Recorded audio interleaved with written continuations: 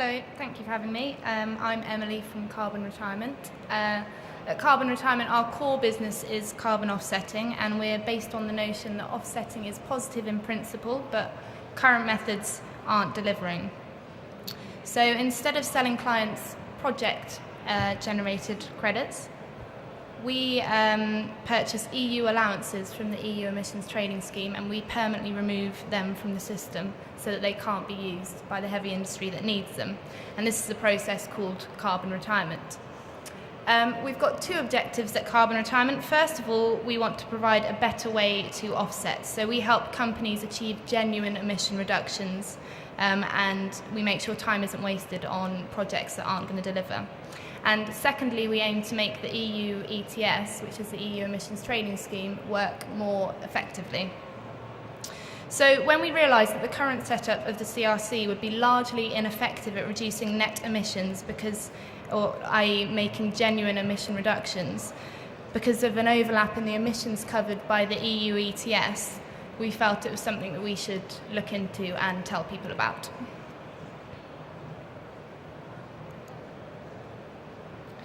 So just a little overview of the next 10 minutes. Firstly, we'll remind ourselves of the objectives of the CRC. Secondly, I'll highlight the source of the problem, the overlap. Thirdly, I'll offer a solution to that overlap. And then fourthly, I'll tell you a little bit about us and why we've done this piece of research.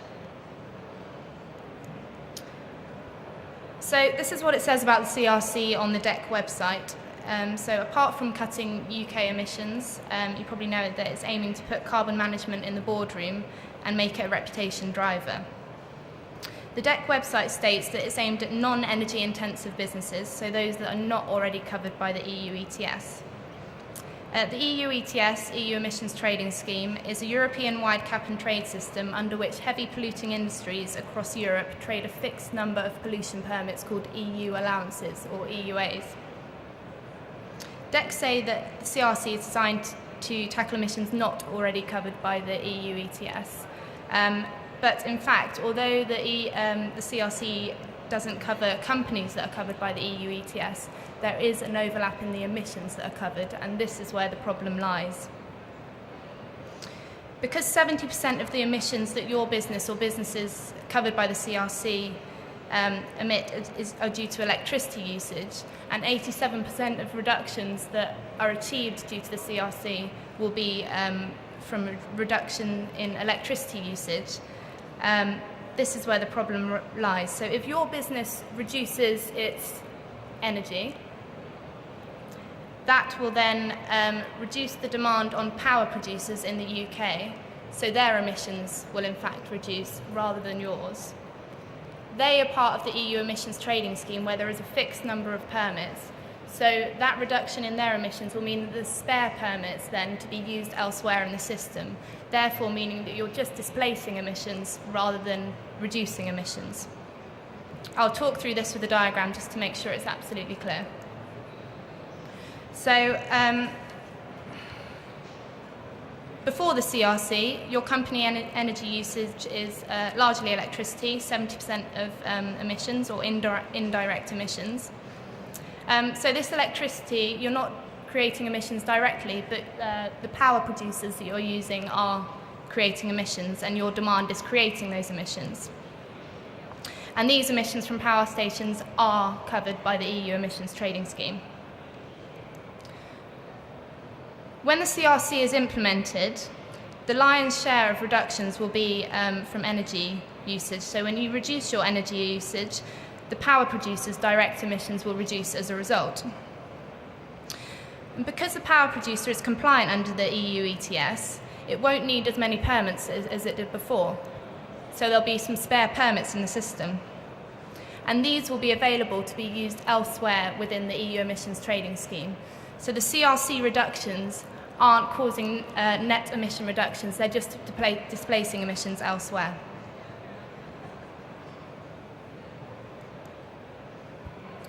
To illustrate the scale of this overlap, we've used the central scenario model provided by the Committee on Climate Change, which projects emission reductions due to electricity usage.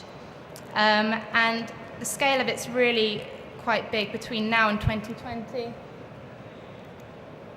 it's 90 million tonnes that emission reductions that the CRC participants will be working hard to create, but actually won't result in net emission reductions.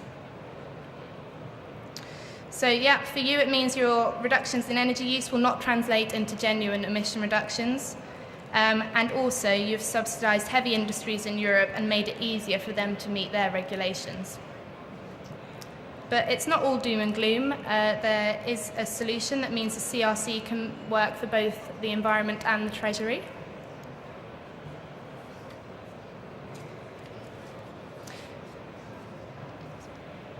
And it lies in linking the CRC with the EU emissions trading scheme. So how can we take the 90 million tonnes saved and make sure that they are removed from the EU emissions trading scheme?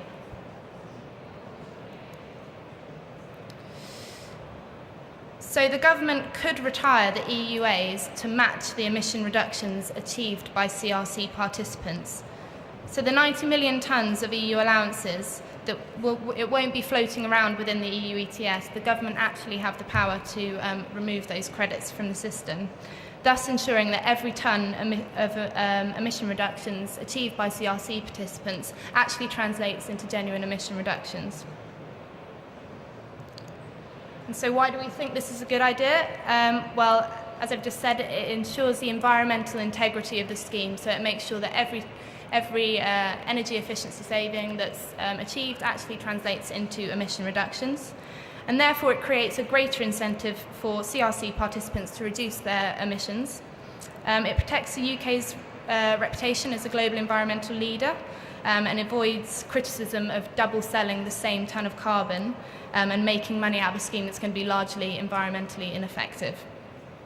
For participants, the CRC would remain the same. It wouldn't have any impact on CRC participants or the complexity of the scheme, and the government would retain the revenue stream from the sale of CRC allowances. There would be little or no opportunity cost for the government. They could hold back EUAs in auctions, and there would be a slight loss in revenue there. So we've worked out about 4% in 2013. 4% that is of CRC revenue. It's even smaller when you compare it to the revenue they make from auctioning EU allowances on top of that. If they didn't hold back ones that EUAs that they were going to auction, they could hold back EUAs that are freely allocated to industry. So that would be at no cost to them whatsoever. So what can you guys do about this if it's riled you up a little bit? You can send a letter to DEC, or that's the Department of Energy and Climate Change, or to the CBI. We've got some stock content which explains the issue and offers a solution, which you can see me afterwards, and I'll let you know where it is on our website, which you can use.